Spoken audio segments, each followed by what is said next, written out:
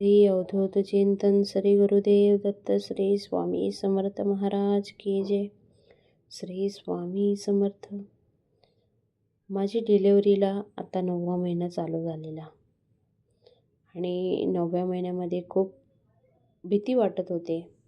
त्या टायमिंगला स्वामी महाराजांना निवेदन ठेवून मी हॉस्पिटलमध्ये गेले, ॲडमिट झाले आणि डिलेवरीचा टाईम चालू झालेला.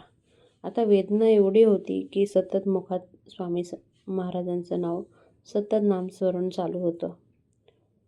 आणि ती वेदना म्हणजे अशी असते की आपल्या बॉडीमध्ये 56 हाडं एकसंगती तुटतात, तेव्हा जी वेदना होती तशीच वेदना जेव्हा डिलेवरीच्या काळात चालू असतात त्या पिरियडमध्ये होते. कारण एक बाई दुसरा जन्म घेते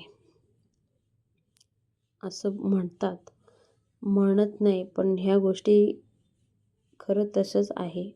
आणि त्या पिरियडमध्ये खूप देवाचं नामस्मरण मी करत होते की जे काय होऊ पण व्यवस्थित होऊ आणि कोणताही त्रास व्हायला नाही पाहिजे.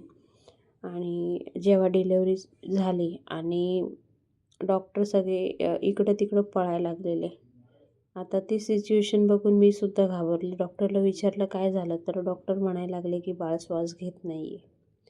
आणि माझ्या डोळ्यातून पटापटा पाणी येऊ लागले. मी सुद्धा घाबरलेले बाळाची अवस्था बघून, कारण बाळ एकदम शांत होतं, श्वास घेत नव्हतं, गुदमरलेला श्वास. त्यानंतर बाळाला मी बोलले जवळ द्या. जवळ घेतलं बाळाला आणि बाळाच्या कानामध्ये तारक मंत्र म्हणायचं स्टार्ट केलं.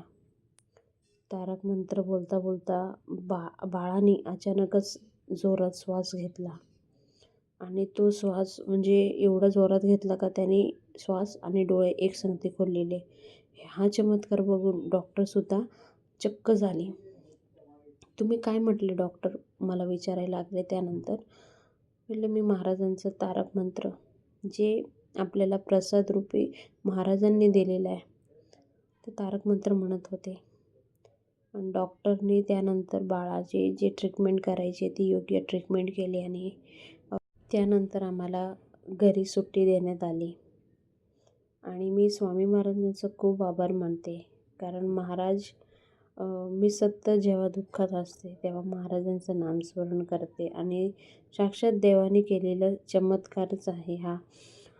माझ्या बाळाला एक दुसरा जन्म दिला, त्याबद्दल महाराजांचे आभार. आजचा अनुभव तुम्हाला कसा वाटला जरूर पुढे कमेंट बॉक्समध्ये कमेंट करून सांगा आणि शेअर करत राहा. कमेंट बॉक्समध्ये श्री समर्थ लिहायला विसरू नका. पुन्हा भेटूया नवीन व्हिडिओसाठी. तोपर्यंत बाय बाय.